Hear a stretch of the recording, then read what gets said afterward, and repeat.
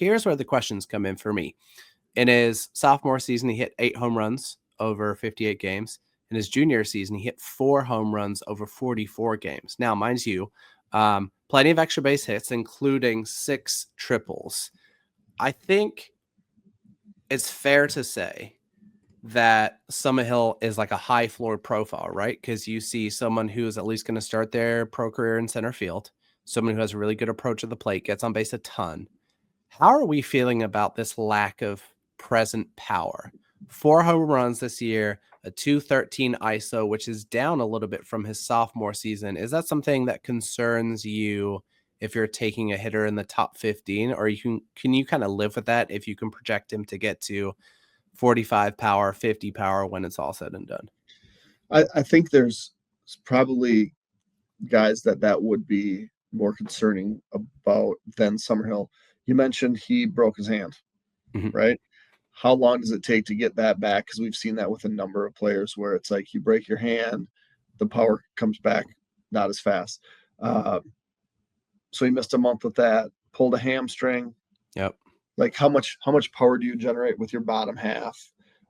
A lot. So I would tend to think, for someone that's 6'3", 200 pounds, like there's the ability to put on a little bit more muscle, a little bit more just grown man strength. He's 21 years old. And so it doesn't concern me a ton. If he can play at center long term, it would concern me even less. Yeah. So I guess to me that's not something that I'm like, ooh, red flag. It would be one of those, well, I think, there's enough there. Very consistent bat that stayed, that hasn't really disappointed. He hasn't gone up and down like you mentioned.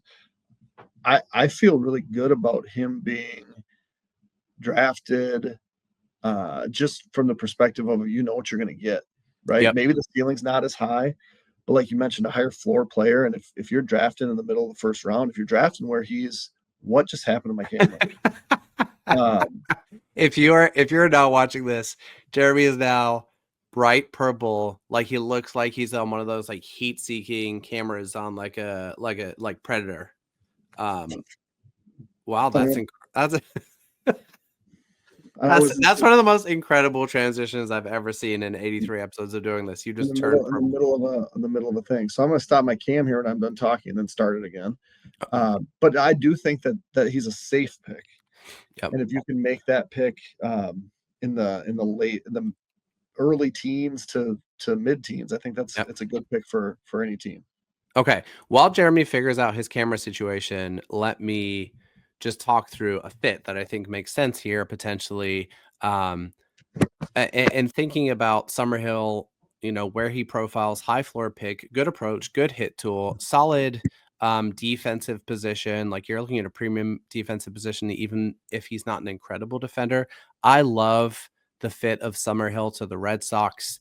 The reason that makes a lot of sense to me is thinking about another prospect with whom they've successfully layered on a significant amount of power, and that is Kristian Campbell, who they signed to a huge extension at the beginning of this season. Summerhill is a similar type of profile to me, someone who, if you can add a half grade or a full grade more of power, you're really in business in terms of potentially having kind of a 2020 type guy who gets on base at a really high clip. So Summerhill to the Red Sox is a fit that I like a ton in the teens. Jeremy is back. You're still purple. I got nothing, man. You look like a different kind of, wow. Your computer's just fully freaking out now, huh? Okay. I was changing the resolution. I figured this was like 64-bit and I was going for something else. Incredible. So maybe it'll switch back. I mean, as quickly as it switched to this. Hey, you look great.